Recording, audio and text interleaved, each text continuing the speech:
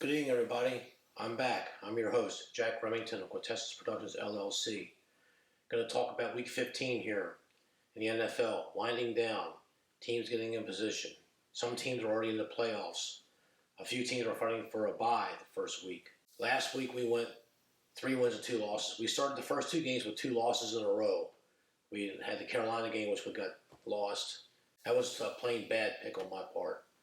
I should have known that the Carolina's locker room was not happy about getting rid of Coach Ron Rivera. They had the Buffalo Bills and all those points. They just lost by 1.5, but a loss is a loss. They were terrible in the offense. I mean, they didn't get a first down to the second quarter. Their quarterback, he likes to throw 100-mile-an-hour fastballs, and even the receivers can't catch it. He needs to ease up just a little bit.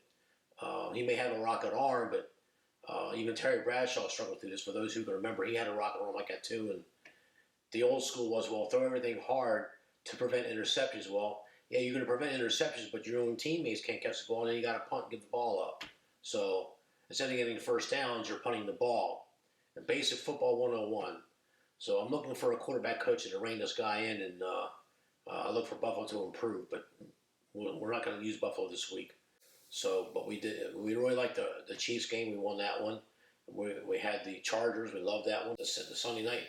We love the Rams. My cameraman wanted me to take the Cleveland Browns minus 8.5, and we scratched that game for the Rams game, and I wound up winning that because Cincinnati had a backdoor cover. They covered by half a point. So this is why I don't like to lay points. But this week we got a chalk ticket this week. We have 3 favorites versus only 2 underdogs.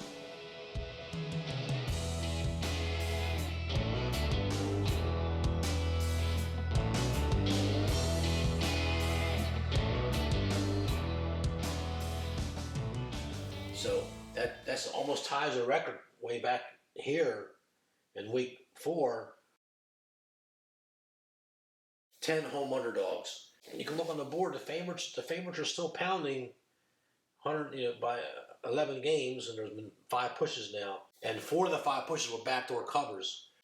This is probably going to be the year where the favorites going to eke out the underdogs. Well, most years is not like that. Here's my 2 scratches. Let's put my scratch games. This would be fun to put the scratch games. My scratch games, I'm 7 wins and 1 loss for up until this week. The scratch games don't count. We had the Tennessee Titans minus 3 to hosting the Texans. I looked at it. They got to play each other twice the next 3 weeks. Tannehill is the highest rated quarterback the last 7 weeks in the NFL. That can't continue. That's why Miami got rid of him. And like the guy on the covers.com says he's waiting for the shoe to drop. When I read that, it just scared me. I normally don't let one person influence me like that. But maybe the Titans are a bit of a fraud. I think the coaching edge got to go to Bill O'Brien for the Texans. I think Mike Vrabel, he almost blew the Chiefs game. He's making some rookie mistakes as a coach, but he's going to get there. The Texans got that Deshaun Watson. I mean, I think he's a better quarterback than Tannehill. Second scratch game that we talked about. We had the Dolphins plus 3.5. They're at the New York Giants. Both teams were bad, but I think the Giants have lost 9 in a row. They've mailed it in. The rumors are already flying around that Shermer is for the Giants. He's already looking for his next job. The rumor has he's going to go with the Falcons. There's all kinds of things I'm getting emails and a couple texts about, phone calls about. But we scratched that game. We just feel that the 5 games we got here is our best shot to go 5-0. So let's get started. You don't care about the scratch games anyway. So the first game number 1, and this is the replacement game. We're replacing this Raiders game with the Titans-Texans game. We are taking the Los Angeles Raiders minus 6.5. They're hosting the Jacksonville Jaguars. This is the last game ever for the Oakland Raiders at the Coliseum in the Bay Area. That place is going to be rocking. The tailgates have already started. The Jacksonville Jaguars. I said this back in week 6 when they got rid of Ramsey for defense. He was their best player on their defense, and he was their outspoken militant leader. But when properly coached, properly motivated, he was one of the best in the NFL. Now the Rams have him, and the Rams have made somewhat decent use out of him. But Jacksonville, they've mailed it in. I think the only players that might really want to give some effort is the running game with Fournette as a running back. Jacksonville does have a decent rushing attack, and Oakland is horrible against the run. However, in the passing game, they're going to be playing at Gardner Minshew, who's actually I think is a great quarterback. I think he has potential to be the next Tom Brady, in my opinion, if he gets in the right circumstances and he gets taken care of the way Brady was taken care of. He can be something special. He might put some effort in. But their two top receivers are out, and the Jacksonville Jaguars injury list is a mile long. And the Raiders are a healthier team. Gruden is not going to let this opportunity slip past. He wants to stick it to the NFL. He wants to stick it to the Jacksonville Jaguars. He wants to stick it to everybody that's doubting him because his team has fallen off the last few weeks because the defense is so bad. But Jacksonville's defense is bad too. So you're looking at Gardner Minshew with hobbled crew versus Derek Carr, and then we're getting their running back. I mean, the Raiders might put on an offensive show, and I think they're going to pull away the second half. So, I mean, I'm looking for like a 40-30 type game, which the Raiders are going to cover with a 6.5. So we're going to. There's a lot of people in the Raiders on it. That's the most picked team. When you go back on the board that I'm going to put up here, that is the most picked team winner a contest. But sometimes it wins, so we're going to ride with that. I just think Jacksonville's in a free fall, and the last part of the season. I bet against teams that are in a free fall because they're just running out the strength. They've mailed it in. You know, when you got your 2 weeks notice job, you don't put in 100%, do you? If you do, you come work for me. So, second game, pick number 2. We're taking another chalk, our second chalk game. We're taking the Cleveland Browns -2.5 at the Arizona Cardinals. The Cardinals were in the mix when they were stuck in a couple wins. They were covering a couple games. They've had at least four games that we counted as of last. At least 4 games that they backdoor covered. I mean, they're the backdoor cover team because the team lets up or they prevent defense. Kyle Murray is the one-man show that the guy from the Baltimore Ravens is, the Marlon Jackson. We just think that the Browns got a little bit of a roll going, and Arizona's tailed off. They had the NFL security investigate the entire team for this gambling thing from one of their minor players got involved in, and that's just the team. They are now the 32nd ranked defense in the NFL. You can read into that what you will. I just think the Browns are on a roll. It's a small spread to cover. I think the Browns can cover it. You know, I'm looking for a 30-27 game, possibly overtime. I still think the Browns are going to win this game. I would be very surprised if Arizona can get it up. Pick number 3. This is the one. This game is taking the place of the Dolphins-Giants game. It's 4-1. It's those 4 versus me. And if you count my wife and my father-in-law and my daughters, it's 9-1 versus me. They all think 49ers. That's their team, the 49ers. So we're taking the Atlanta Falcons plus 10.5. I'm going to tell you why. Okay, the 49ers, they're trying to get that number 1 seed. Don't take number 2, of course, but the number 2 seed still got to travel at some point. Okay, unless the number 1 seed gets knocked off by one of the lower ranking seeds. It does happen, but you can't count on that. You're better off if you can get the number 1 seed. The teams always played for it, and that is the correct call. So they're in a dogfight with Seattle, who they got to face again. And if the Saints win out and the 49ers lose 2 games, Saints can get the top seed. It also depends on what Seattle does. And Green Bay. Don't forget Green Bay. If Green Bay wins out, some of these teams are in serious trouble. The ones that got 3 losses, then it's going to go by division play. Green Bay's got an excellent division record. Although I think Green Bay might get beat this week. But we didn't play that game for obvious reasons. I don't like to go against Aaron Rodgers. Anyway, the Falcons plus 10.5. The last 5 weeks, what have the Falcons done? They were only team I've gone back almost 50 years. Okay, I'm back to 1970.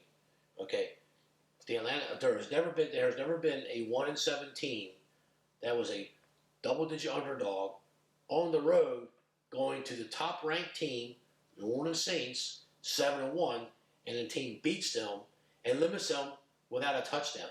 I can't find that game. I'm still looking. Okay, that's the first time I can ever see a 1-7 team winning the game outright, let alone the point spread.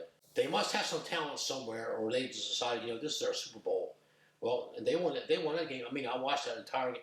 I watched that game on replay where I could sit down in my living room and watch it as if it was live. And I just could not believe how the Falcons were sticking it to the Saints. The last 5 weeks that they've won, there's 3-5 against the spread, and the 2 losses were close. They lost to the Saints by 1 point against the spread. The 49ers just had the game of the year against the Saints last week, and now that they're without one of their receivers, their centers got hurt.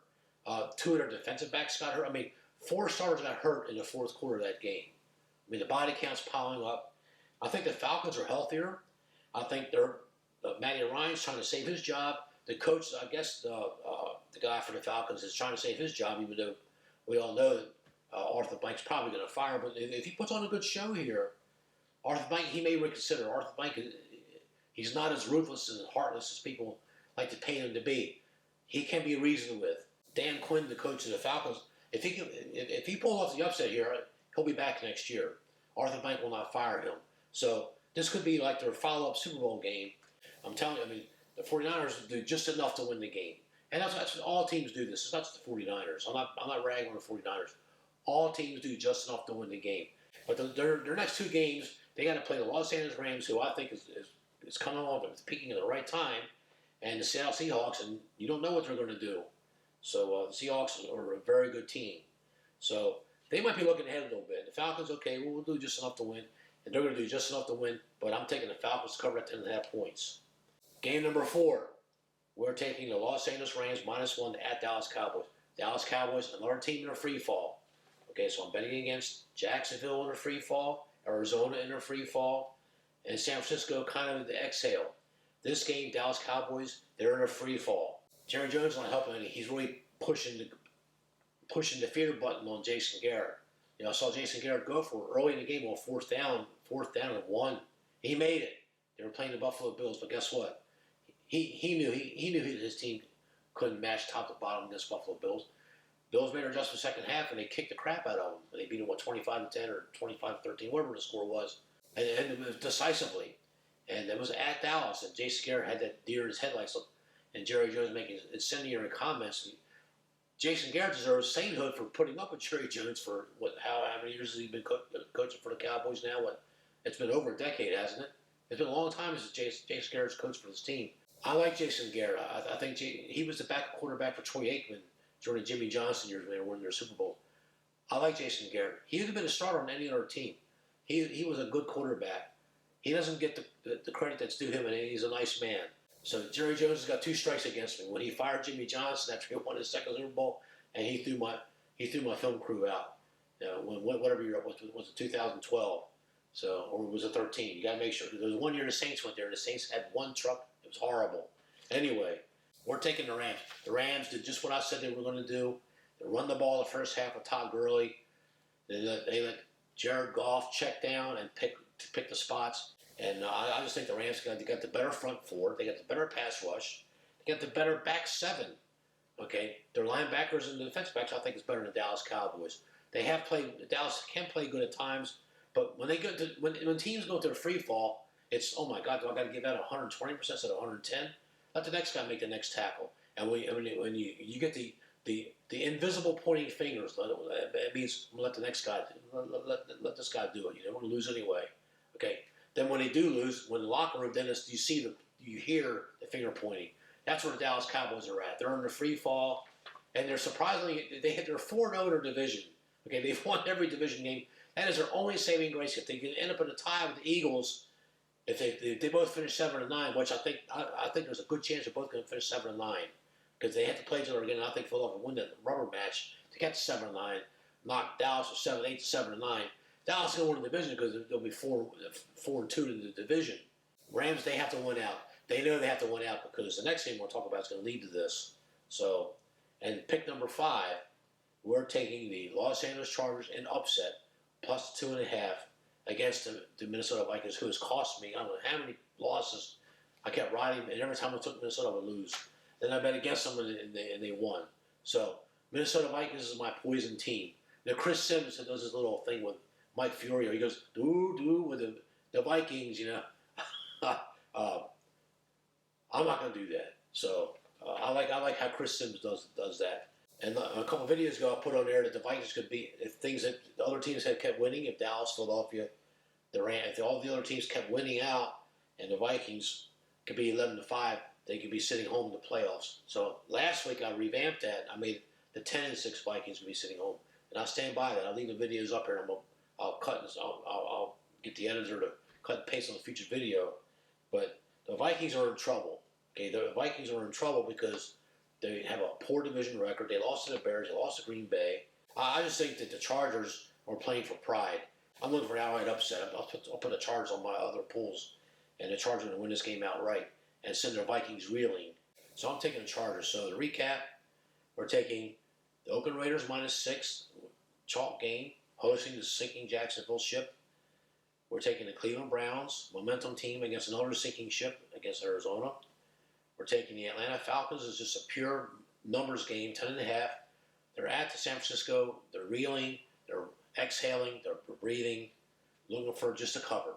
Next game, more chalk. It's a third chalk game. Rams -1. Notice most of our chalk games are not very, very big chalk. Rams -1 are at Dallas Cowboys. I mean, to me, this is the gift of gifts. I mean, it should be Rams -6, but we'll take the Rams -1.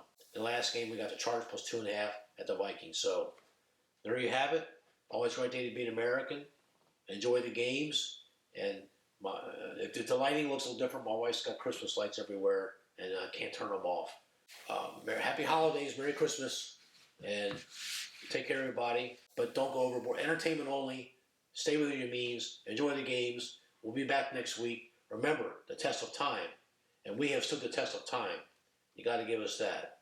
So, and next year it'll be even better. Thank you. Have a great day. See you next week. So long.